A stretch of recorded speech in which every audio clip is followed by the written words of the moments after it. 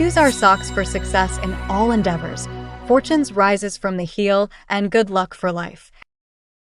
Good morning. Today is Sunday, October 13th, 2024. Today in history, on this day 100 years ago, French writer, literary critic, and social activist Anatole France passed away. His notable works include The Golden Psalm, The Crime of Sylvester Bonner, and Penguin Island. France's writings often reflect the pessimism of historical cycles and the futility of social transformation. In 1921, he was awarded the Nobel Prize for Literature. Welcome to today's Qingchao Morning News. Let's start with political updates.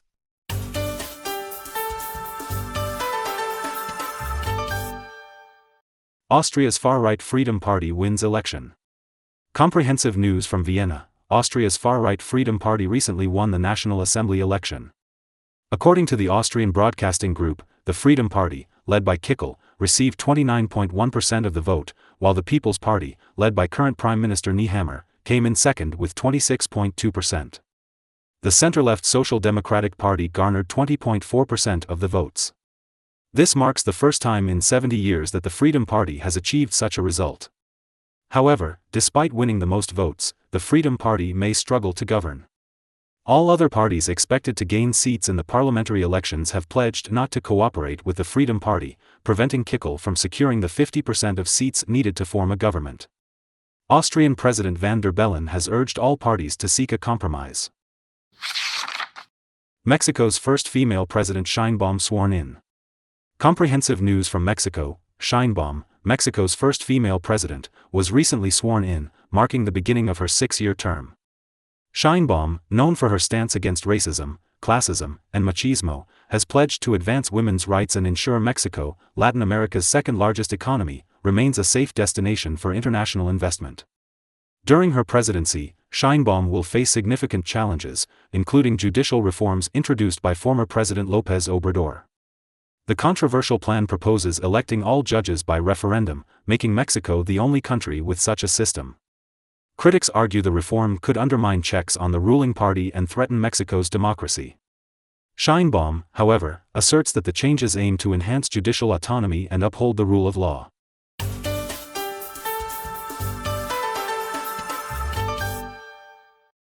Israel strikes mosque and school in Gaza.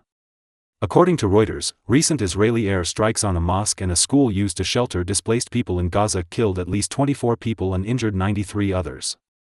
The Israeli military stated that Hamas militants used these locations as command centers, prompting precision strikes. However, the Associated Press noted that the Israeli military did not provide evidence to support this claim. The Palestinian Health Ministry reports that the death toll in Gaza has reached nearly 42,000, with women and children making up a significant portion of the casualties.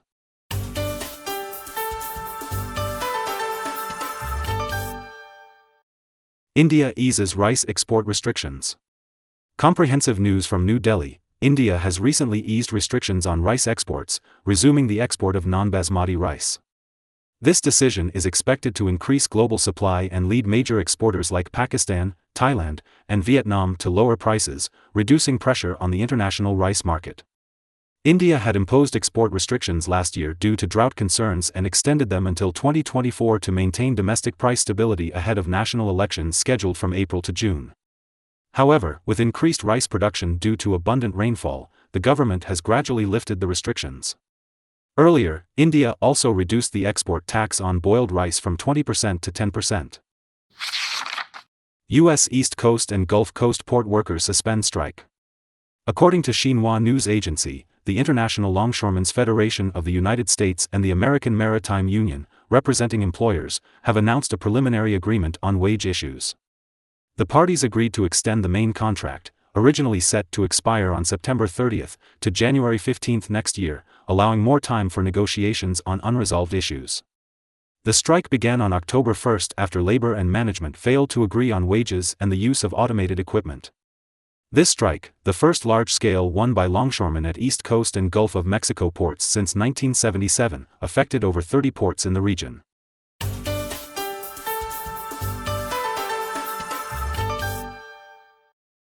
Global events call for Middle East ceasefire.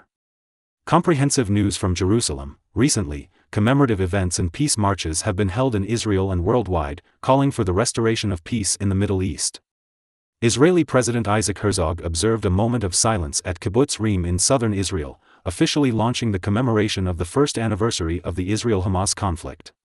A year ago, Hamas launched a cross-border attack on Israel, targeting an outdoor music festival at Kibbutz Reem, where over 360 attendees were killed. Cities like Tel Aviv, London, Paris, and Berlin also held commemorative events over the weekend. In Australia, people gathered at Bondi Beach in Sydney and silently listened as the names of Israeli hostages were read out. The White House hosted a candlelight vigil for the Israeli hostages, and Republican presidential candidate Donald Trump attended a memorial ceremony in Miami held by Jewish community leaders.